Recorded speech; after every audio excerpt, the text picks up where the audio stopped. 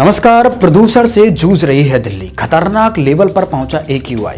Delhi NCR की हवा जानलेवा होने पर लगाई गई कई गाड़ियों पर पाबंदियां। देखिए हमारी ये पूरी रिपोर्ट। राष्ट्रीय राजधानी दिल्ली में प्रदूषण का स्तर बढ़ता ही जा रहा है। ऐसे खराब हालात में बच्चों और बूढ़ों को सांस लेने में परेशानी हो रही है। ऑफिस जाने वालों को भी प्रदूषण की मार झेलनी पड़ रही है। दिल्ली में बीजेपी ने दिल्ली सरकार से ऑनलाइन कक्षाएं चलाने की मांग की है। बुधवार को राजधानी दिल्ली में बढ़ते प्रदूषण स्तर को देखते हुए स्कूलों में फिजिकल क्लासेस बंद करने की मांग की गई है। बच्चों के स्वास्थ्य और सुरक्षा के लिए दिल्ली सरकार चिंतित है। पर्यावरण मंत्री गोपाल राय ने प्रदूषण कम करने के लिए वाहन साझा करने की अपील की है। दिल्ली में AQI 400 से 500 के बीच पहुंच गया है। दिल्ली शहर में कई नई पाबंदियां भी लगाई गई हैं। दिल्ली में हर तरफ धुआं ही धुआं है। लोगों को सांस लेने में दिक्कतें हो रही हैं। आंखों से पानी आने जैसी परेशानियां भी हो रही हैं। गुरुवार शाम केंद्र के वायु गुणवत्ता आयोग ने बड़ा फैसला लिया है। वायु गुणवत्ता प्रबंधन आयोग ने दिल्ली NCR में ग्रैब 4 को लागू करने के आदेश दे दिए हैं। इसके बाद दिल्ली NCR में कुछ नई पाबंदियां लग गई है। इसमें BS4 तक की डीजल कारों पर भी रोक लगा दी गई है। दिल्ली में ट्रकों की एंट्री भी रोक दी गई है। गिरते वायु गुणवत्ता सूचकांक की वजह से अब दिल्ली में ऑड इवन लागू करने की आहट सुनाई दे रही है। स्कूलों को बंद करने की मांग तेज हो रही है। दिल्ली बीजेपी और कांग्रेस भी तुरंत कार्रवाई करने की मांग कर रहे हैं। पंजाब में पराली जलाने के हैरान कर देने वाले मामले सामने आ रहे हैं। नासा की वेबसाइट के रियल टाइम डेटा के मुताबिक पंजाब और हरियाणा दोनों राज्यों में पराली जल रही है। पंजाब में हरियाणा से कई गुना ज्यादा पराली जलाई जा रही है। प्रदूषण बढ़ने की वजह से दिल्ली, नोएडा और गुरुग्राम के लोग बेहाल हैं।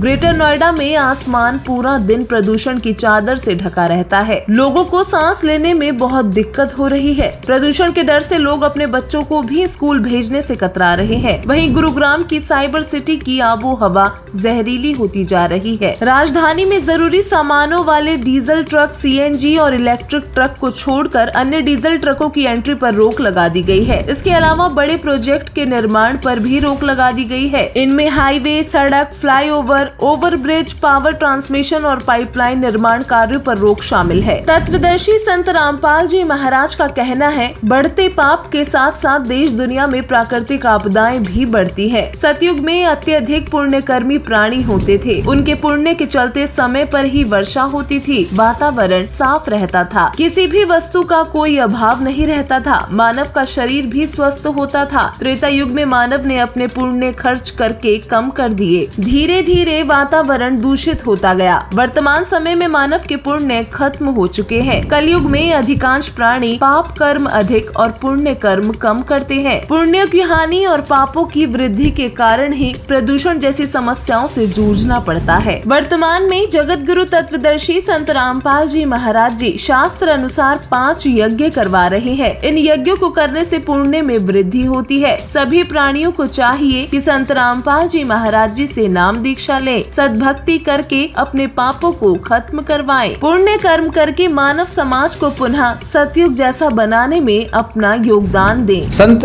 रामपाल जी महाराज जी के ज्ञान को समझकर सामाजिक, भौतिक और भौगोलिक परिवर्तन किया जा सकता है।